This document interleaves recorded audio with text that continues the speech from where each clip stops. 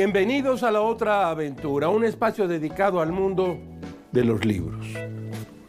Miguel de Cervantes decía lo siguiente: la salud de todo el cuerpo se fragua en la oficina del estómago. La palabra cultivo y la palabra cultura tienen la misma raíz etimológica, cultivius, una forma del verbo colere que en latín significa proteger, honrar, habitar. Fernand Braudel, historiador y referente de la Escuela de los Anales, como usted sabe, desarrolló en el primer volumen de su Civilización material, economía y capitalismo, dedicado a las estructuras de lo cotidiano, un acercamiento sustantivo al tema de la alimentación, identificando zonas productivas a nivel mundial. Encontró correspondencias entre el tipo de alimento que se cultivaba en la zona y rasgos culturales definitorios en el desarrollo de la civilización que se nutrió de ellos. A grandes rasgos, la disciplina y el trabajo representativos de las culturas orientales, por ejemplo, estarían relacionados con el tiempo y la enorme dificultad que implica el cultivo del arroz. Mientras que en Mesoamérica, el clima y el sencillo cultivo del maíz hicieron que floreciera una cultura enfocada en los rituales y las fiestas, ya que se podía saldar rápidamente la comida de meses en tan solo algunos días. Pero la comida mexicana, famosa por su diversidad, es rica en platillos que harían levantar una ceja al famoso historiador. Bueno, quédese hoy aquí. Vamos a hablar de libros y vamos a ir al pasado a rastrear cierto origen de nuestra comida más extraña, porque México tiene comida muy extravagante. Por estas tierras se ha comido y se come perro, alacrán, ratón, hueva de hormiga, gusano, serpiente, sesos y ojos. De verdad, ¿no los ha comido usted? Yo casi todos los he comido. Incluso carne humana, a esa no me he aficionado. O citando a Germán Valdés Tintán, chapulines, huitlacoches, charamuscas, contepache, chilindrinas, charrasqueadas, chinicuiles, chinacates, cachirulos, chichimecas, chipilines, descamoche, alcachofas, con puchero y pancita si viene usted muy crudo. Les recuerdo, como todas las semanas, que fue Adolfo Bioy Casares quien escribió que leer era la otra aventura y que la primera era probablemente la vida misma. Estamos pues aquí en La Otra Aventura.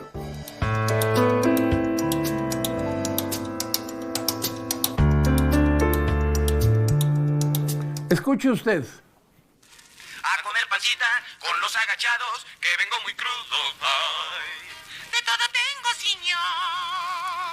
La tiene suave, muy bien calientita, con su callito sabroso y gordito. En la Ciudad de México del siglo XIX, por los rumbos de la catedral, el caminante podía encontrarse con un laberinto de callejuelas atestados de gente siempre que expelían humores de comida al fuego. A la calle de Mecatero, cerca de 5 de Mayo, desembocaban precisamente el Callejón de la Olla y el Callejón de la Cazuela. En una muy buena nota periodística de Nayeli Reyes Castro, se cuenta que en aquel lugar llamado Los Agachados, las cazuelas acomodadas a media calle estaban atascadas de mole, habas, frijoles, carnes, chicharrón, tortas con arroz, pancita, enchiladas. En estas fondas improvisadas, al aire libre, no había mesas ni sillas.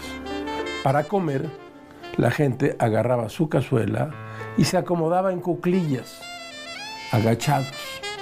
De ahí el nombre con el que se apodaba a estos sitios.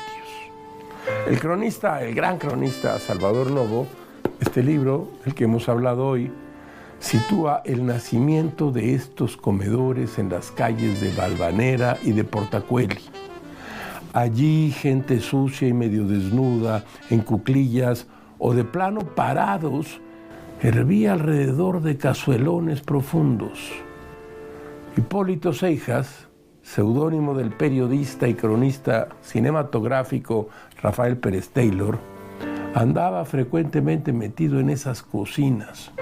En una publicación de 1920 relataba que, después de Mecateros, los agachados se establecieron en otros lugares como la Alcaicería, la Merced, San Juan, la Aguililla, Tepito y San Lucas. El historiador Jeffrey Pitcher explica que desde el auge económico que se dio a finales del siglo XVIII, la capital había atraído a muchas personas del campo.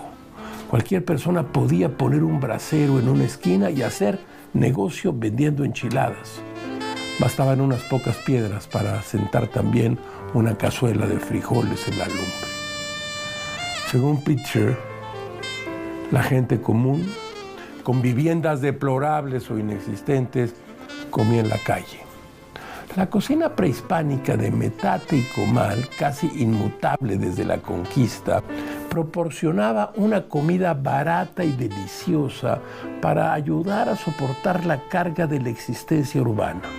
En México nadie se muere de hambre, lo que sucede es que a veces se retrasa la comida 24 horas.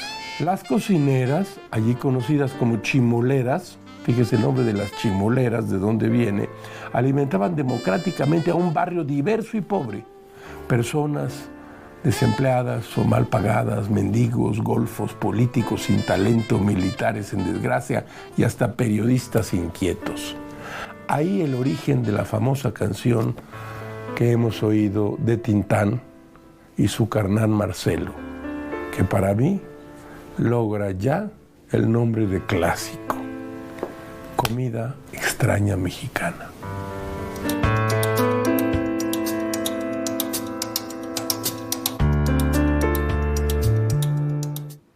En el tomo 1 de la historia de la vida cotidiana en México, Mesoamérica y los ámbitos indígenas en la Nueva España, Pablo Escalante Gonzalvo señala, en el capítulo referente a la vida en el Valle de México y sus alrededores en tiempos de la hegemonía mexica, que las familias nahuas tenían como principal alimento el maíz en forma de tortilla. La mayor parte del tiempo, y en forma de tamal, cuando era temporada de lluvias y había elotes tiernos. Las mazorcas maduras y secas eran la parte más valiosa de sus reservas alimenticias. Complementaban la dieta el frijol, el chile, la calabaza, cuyas semillas se usaban para casi todos los platillos. Diferentes tipos de tomates y chía, el guajolote y el perro o iscuintli proveían la carne para las grandes ocasiones.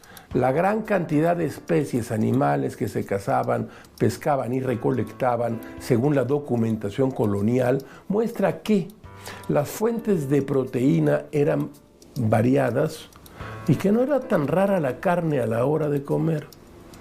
Se comían, escuche usted, gusanos, larvas, serpientes, ratones, venados y conejos. La carne humana, apunta Escalante Gonzalvo, sin ser un platillo de todos los días, sí parece ser un alimento lo suficientemente frecuente para que lo contemplemos como parte de la dieta, sobre todo en las ciudades principales de la Triple Alianza formada por Tenochtitlan, Texcoco y Tlacopan. Sobre este tema, el historiador Hugh Thomas, aquí tengo su libro, fue muy prolijo, fue muy amplio en su libro, La Conquista de México. Ahí se puede leer, la vida mexicana iba vinculada, como en todas las ciudades del Valle, a un apretado programa de festejos pequeños y grandes, en cuya preparación se empleaba una ingente cantidad de tiempo, recursos y energía. Estas ceremonias tan meticulosamente preparadas, relacionadas con los diferentes meses del año, tenían por propósito principal asegurar lluvia en abundancia y éxito en la agricultura. Estas ocasiones se señalaban no solo con cánticos y bailes acompañados de tambores, flautas, conchas y cascabeles, sino también con procesiones en las que los participantes vestían plumas, capas espectaculares, máscaras y pelucas, pieles de jaguar y en ciertas circunstancias pieles, sí, de seres humanos, como usted lo oye. Pieles de seres humanos. Los que celebraban se pintaban la cara con extravagancia, es decir, se pintarrajeaba la cara. Los alucinógenos consumidos por hechiceros y adivinos, escuche usted esto, tenían igual importancia. Según un texto, cuando había cantos o bailes, o cuando llegaba el momento de comer las setas, el monarca ordenaba que se entonaran las canciones. La sangría era esencial. Incluso en días normales, el emperador, el payaso, el sacerdote y el guerrero se pinchaban la lengua o el lóbulo de la oreja con púas de maguey en un acto de automutilación al servicio de los dioses. A veces se pasaban una paja por un agujero en la lengua, en las orejas e incluso, en el caso de los sacerdotes, en el pene. En los festivales había otras ofrendas, animales o aves, sobre todo codornices, y cada vez con más frecuencia seres humanos, generalmente prisioneros de guerra o esclavos comprados especialmente para ese propósito. La mayoría de las víctimas eran hombres, si bien niños y niñas desempeñaban ocasionalmente el papel principal en estas asombrosas, a menudo espléndidas y eventualmente hermosas barbaridades. Es probable que esta clase de sacrificio se iniciara en la región de México hacia el año 5000 a.C., con los primeros asentamientos humanos. Por ejemplo, en Tehuacán, a unos 190 metros del sureste de México. Yo tengo aquí estos libros en donde usted encontrará extravagancias extrañas de la comida mexicana. Está Hugh Thomas, grandísimo libro, La Conquista de México, y esta colección extraordinaria, Historia de la vida cotidiana en México. Este es el tomo 1, Mesoamérica y los ámbitos indígenas de la Nueva España. También traje el tomo 4 porque aquí aparecerán cosas sobre bienes y vivencias del siglo XIX. Extraña comida mexicana.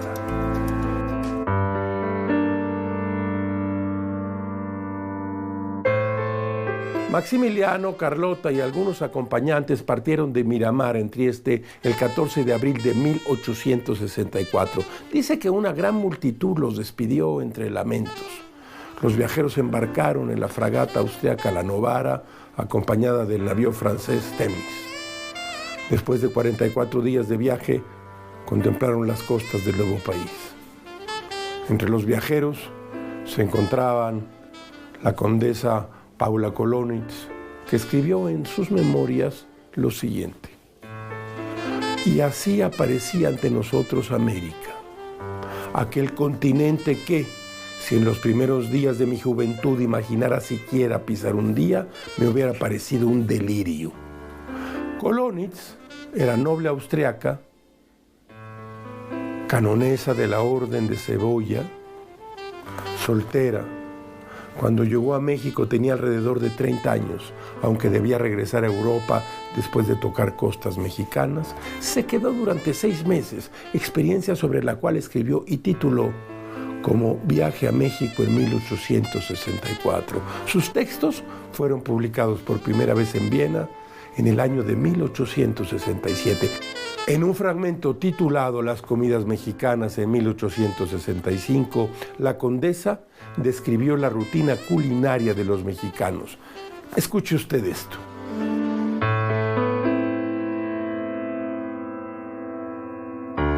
Entre 12 y 1 se toma un almuerzo que consiste principalmente en platos nacionales. Tortillas y frijoles toman sitio prominente en las mesas de ricos y pobres. Las primeras son pastas hechas con maíz molido en forma de un disco delgado del tamaño de un plato, blancas y desabridas. Entre las clases bajas sustituyen al pan. Las usan también ligeramente enrolladas en vez de cucharas. En general, la cocina mexicana no es muy atractiva para los paladares y estómagos europeos. Usan grandes cantidades de manteca en todos los platillos, aún en los dulces. Una buena sopa es casi algo desconocido. El café, que aquí crece de la mejor clase, lo preparan tan mal que es casi imposible beberlo. Por el contrario, el chocolate muy especiado con canela es muy bueno y se bebe mucho. Rara vez toman vino o cerveza, pero el pulque no falta en las mesas de los ricos. Cuando hay invitados, los platillos son innumerables. Destaca en este texto la descripción que Colonitz hace del mole, que lo encuentra como una especie de ragú de pavo preparado con chiles, que son una clase de pimientos, y tomates o manzanas del paraíso. El mole fue el platillo preferido de la condesa Colonitz durante su breve estancia en México. Cuenta Novo en su historia de la gastronomía mexicana que para los españoles era pimienta todo lo que picara. De forma sucinta, Novo explica que todo lo que para los americanos es pepper, para los italianos pepperone y los franceses piment, no es más que la herencia de nuestros chiles, así como usted lo oye.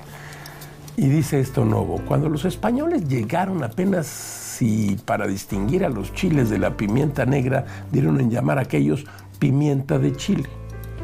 Después los botánicos optaron por asignar a todas las dudosas pimientas de este tipo del nombre genérico de Capsium, que abarca todas las numerosísimas variedades de chile que se iban descubriendo, plantas cuyos frutos se usaban ya para comerse directamente como legumbres, para sazonar con ellas platillos y guisos como especias. Conforme los europeos se adentraban a aculturarse en las fértiles tierras americanas, descubrían que los chiles se daban en todas las formas y tamaños imaginables: redondos, cónicos, largos, torcidos, en forma de botoncillos, chile piquín, de zanahoria, de pera, verdes, anaranjados, escarlata, amarillos, casi blancos, algunos tan feroces, generalmente los más pequeños son los más picantes, que comerlos equivalía a ingerir como plomo derretido. Otros, cuyo mayor tamaño parece comportar su mayor dulzura. Así las cosas, tenemos de chile, mole y pozole. Salvador Novo, la cocina mexicana, algunas extrañas cocinas que tienen que ver con nuestros orígenes.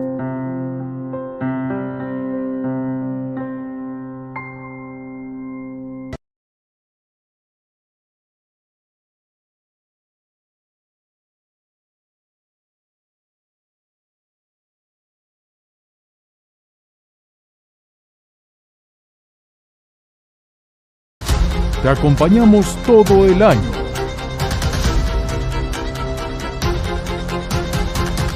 Mantente bien informado a lo largo del día, en tus espacios favoritos. Somos tu central de noticias de confianza.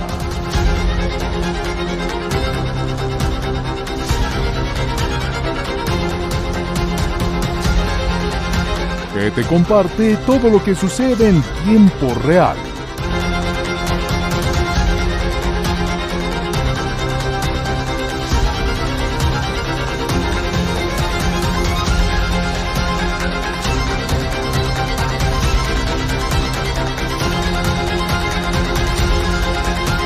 ADN 40, siempre conmigo.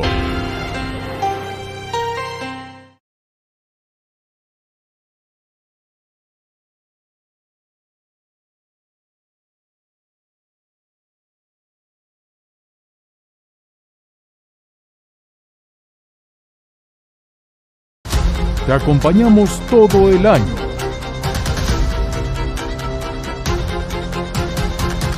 Mantente bien informado a lo largo del día, en tus espacios favoritos. Somos tu central de noticias.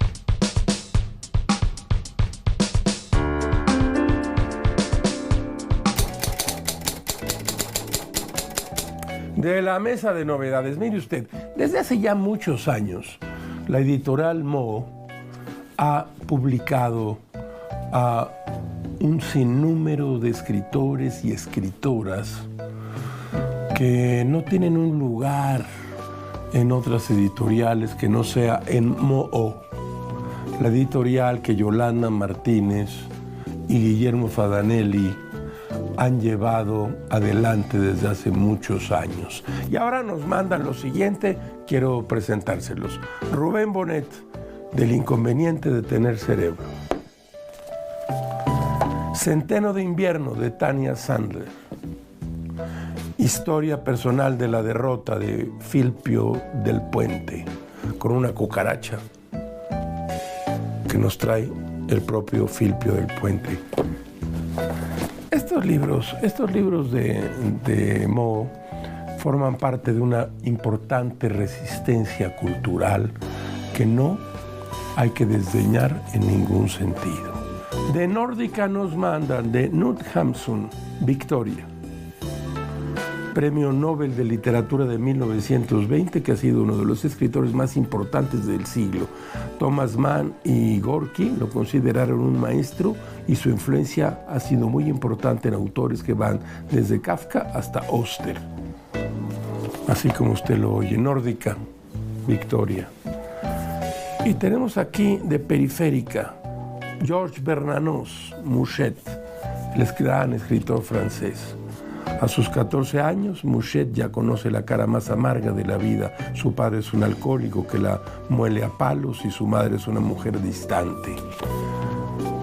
Georges Bernanos, Mouchet, de Periférica.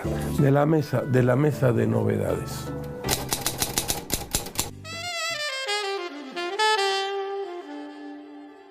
Del Diccionario de Gastronomía Mexicana. Pozole, del náhuatl pozoli, y a su vez de tlapozonali, hervido o espumoso. Platillo que consiste en una sopa de gran tamaño que contiene carne de cerdo y porciones generosas de maíz cacahuacentle, cocido y reventado. Se sirve en un plato especial muy hondo llamado plato pozolero. En la mesa se condimenta con jugo de limón, sal, salsa picante o chile piquín molido, lechuga y rábanos rebanados, cebolla picada y orégano molido. Es una preparación de origen prehispánico. Fray Bernardino de Sahagún tenía registros de que Moctezuma recibía un pozole con el muslo de algún muchacho prisionero y sacrificado durante los festejos en honor a Tonatiuh. La forma de elaboración que hoy se utiliza data del siglo XVIII. Algunos extranjeros piensan que los mexicanos comemos cactus. Hace apenas unos meses la BBC publicó un artículo, Nopal, el superalimento que se come en México. La nota estaba firmada por la periodista de viajes Nicole Melancon. En un momento del reportaje, Melancon se muestra sumamente sorprendida por la forma en que Rita García, una señora que vende nopales en un mercado, retira las espinas de aquella pieza, como usted lo ha visto 1000 veces en México, de esa pieza verde que, según ella, tiene forma de pera. No sé si el nopal es un básico de la comida mexicana, pero es verdad que su venta y su consumo se da en casi todos los rincones de la República. El nopal, además, es parte de nuestra heráldica. Está ahí en nuestra bandera. No sé si otra bandera en el mundo lleva en su forma algún ingrediente o comida típica del territorio que representa.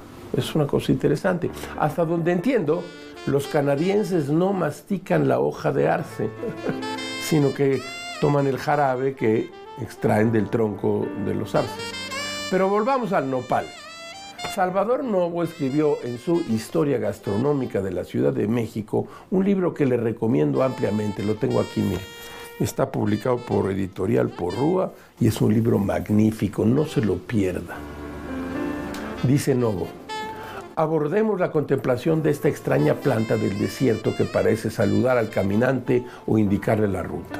Asoma sus manos planas y su rostro oval y chato, del que brota uno más y otro de este y otro, todos defendidos por agudas espinas geométricamente instaladas en sus hojas gruesas y empero tersas bajo la agresión de sus múltiples agujas. Nadie la niega, nadie la riega, nadie la cultiva.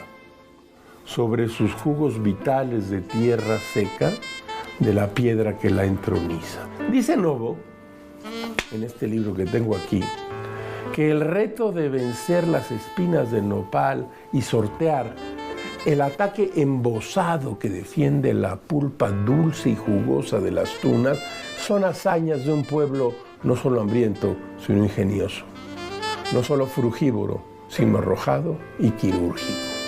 Esto que dice Novo es fantástico realmente. Bueno, esto es lo que cuenta Salvador Novo en este realmente magnífico libro. Usted seguramente lo conoce. Cocina mexicana, historia gastronómica de la Ciudad de México.